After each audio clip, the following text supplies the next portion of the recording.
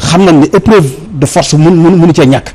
waaw maanaam daal gars yi jàpp nañ ne daal l'affrontement est inévitable tey jii ci réew mi fi ñu toll. bu dee lii ñuy wax nii lii Sadikh wax ak lii wax dëggal nañu ko ci ministère de l'Intérieur dafa taxaw pour nasaxal opposition bi fi ñu jëm du neex. waaw balaa boobu rek dama bëggoon un peu def précision à Adama.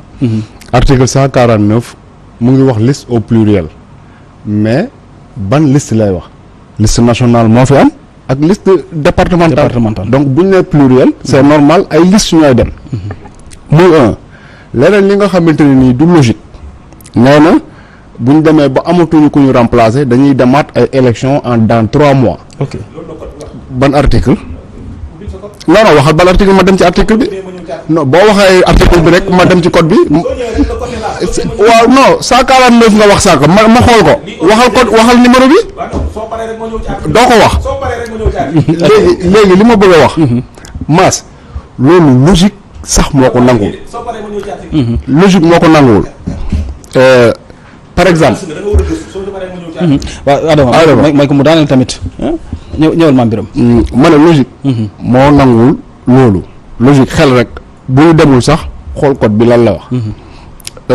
53 liste 53 personnes ñoo nekk ci liste titulaire bi bu Benno Bokk Yaakaar léegi bu ñu demoon élection Benno Bokk Yaakaar am 40 députés maanaam ci suuf 13 personnes ñoo fay des parce que liste bi 53 la 53 personnes ñoom ñoo am 40 députés président Macky Sall ci ñooñu falu mu nommé les 10 ñu dem ci gouvernement bi ñu yëkkati 10 yi nekk ci suuf remplacer leen mu nommé 3 directeurs ñu remplacer waat leen kenn démissionné ci parti bi ñu écarté ko ñu ngi koy remplacer kenn mu ne dañuy dem élection suñu demee élection maanaam li Benno Bokk Yaakaar gagné da koy tegaat ci table bi pour ñu compétir ko loolu xel nangu na ko doy na waar c'est pas logique léegi posé nga ma benn question xam nga balaa ma cee tontu te exemple laay joxe su ma siy tontu dama bëggoon rek revenir parce que moom nee na ñoom dañuy juum te nanguwuñu koo assumer xam nga code électoral permettre na boo xoolee ci ni ñu ko tënkee nangu na sax nit juum parce que article 179 mu ngi naan la buñ desee 76 jours du scrutin la ñu war a déposer liste yi buñ ko déposer may nañ leen 5 jours yooyu pour lan la c'est pour que quelque part bu nekkee ne am na ay erreur mais ñu modifier ko parce que nekkul ay erreur boobu ñooy liggéey affaire bi du dëgg léegi bu nekkee 5 jours waaw bàyyi ko muy après nga jël Adama s'il vous plaît comprendre léegi may na leen temps pour ñu corriger lu mu tuddati li nga xamante ni modification yoo xamante ni war nañ ko ci indi donc le code électoral prévoir na loolu léegi lan mooy parce que bu ñu nee xaj ak seen dafa am liste départementale bu Dakar bu Yewwi Askan Wi moom nee na waa Yewwi Askan Wi ñoo ko génne man gëwuma loolu lu tax logique rek laa koy tegaat waaye Yewwi Askan Wi mënuñoo def erreur respecté wuñu parité ba pare di ko publicité publier liste bi di ko publicité loolu c'est pas cohérent ok li nga xamante ne ni moo am mooy que liste ba ñu ko déposé au niveau de la DGE ñoom constaté nañ que waa Yewwi Askan Wi def nañu erreur ñu siiwal information bi de sorte que parce que nekkul siiwal kese dañu def notification boo xamante ne ni normalement moo waroon a permettre Yewwi Askan Wi ñu corriger seen liste def recours absolument non seulement ñëw nañu pour corriger ko permettre ñu leen ko Yewwi Askan Wi sukkandiku ci nu mu duggati rapport boobu DGE def pour ne ñu respecté wuñu parité loolu la Yewwi Askan Wi téye pour saisir conseil constitutionnel ok est-ce que yaa ngi comprendre bu baax xam nga lu tax dans le cadre du parrainage Yewwi Askan Wi mënu loolu a saisir conseil constitutionnel pour wax ne waa Benno Bokk Yaakaar seen parrainage yi dafa ëpp xam nga lu tax parce que DGE bi waa Benno Bokk Yaakaar déposé seen liste daf leen a waroon a notifier que da ngeen a dépassé parrainage absolument ci notification boobu la Yewwi Askan Wi waroon na mën a sukkandiku pour saisir conseil constitutionnel. ok. kon pièce la ci suuf. parce que su ko notifié rek ci notification boobu lay dem saisir conseil constitutionnel te bu boobaa.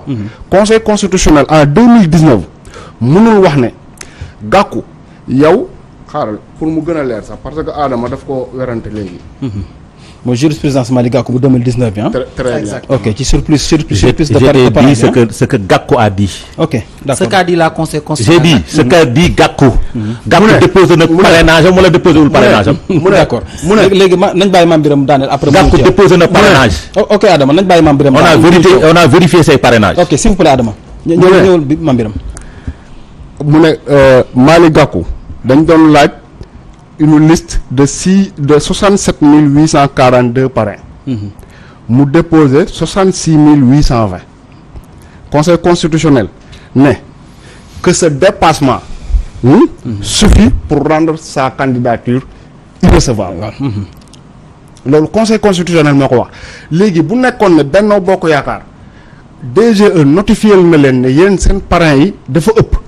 li ngeen waroon a déposer dépassé ngeen ko bu ngeen ko notifié loon Yewwi Askan Wi da doon saisir conseil constitutionnel.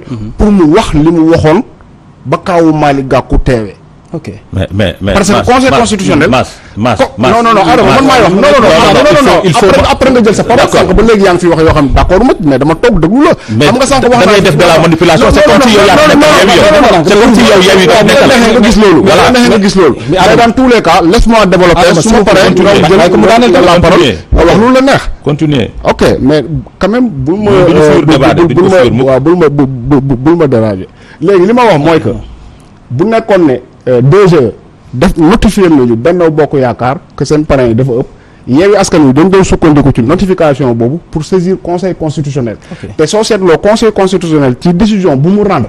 dafa wax ne moom mënul statuer ci loolu te amul une base boo xamante ni ci lay déparé li tax mu ne waa Yewwi Askan Wi seen liste Dakar da ngeen koy defaraat c'est parce que DGE dafa def notification Yewwi Askan Wi ne leen seen liste bi respecté wul parité absolument ñoom notification boobu la ñu sukkandiku pour saisir conseil constitutionnel. ok léegi.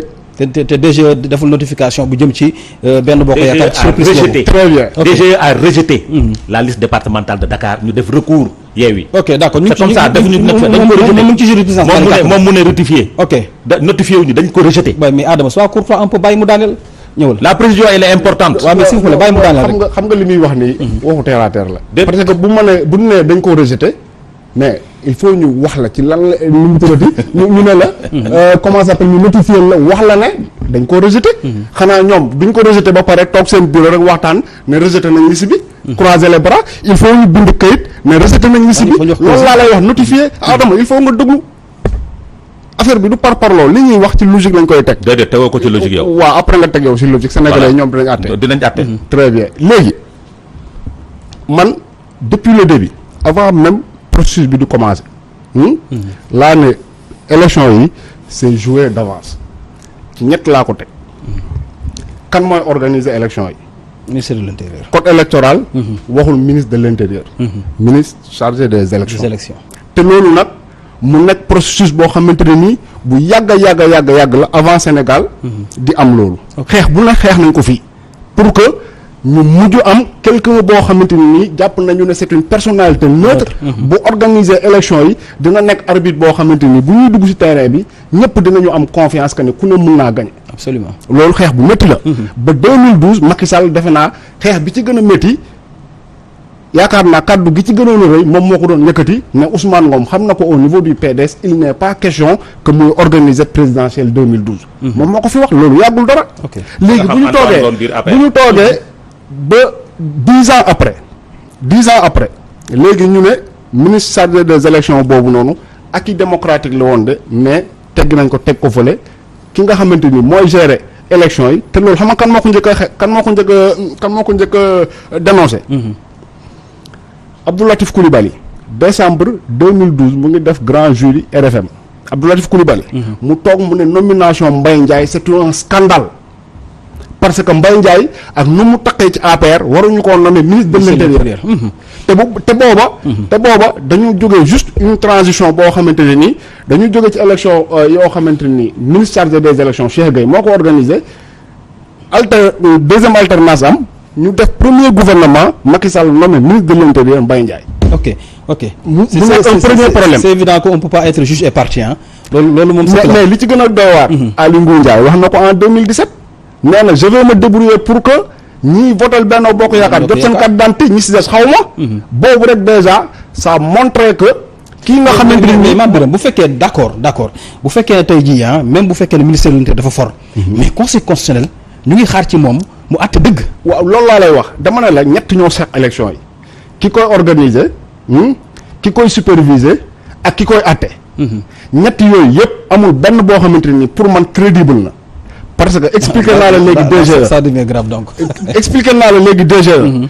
damay ñëw ci Sénat nee naa la Sénat Doudou Ndour mu ko jiite mu ngi retraité depuis mai 2011. la waroon a quitter Sénat donc 11 ans après. mu continuer di signer te signature am boobu amul ci lenn lu mu tegu ci lu dul li neex Macky Sall. parce que Macky Sall moo ko fa teg ba léegi. depuis 2011 mu retraité. depuis 2011. ñoom ñoo war a contrôler ñoom ñoo war a superviser bu organisation bi jaarul yoon kii superviser tegu ko ci yoon ñu mën a xalaat ne kii àtte sax au moins dina jub.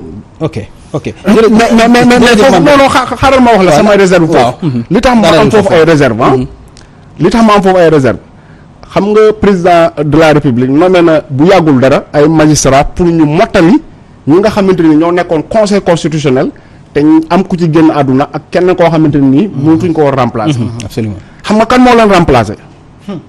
Mamadou Badio Camara mooy kenn ki. moo nekkoon premier président cour suprême. xam nga kooku maas kan la retraité avril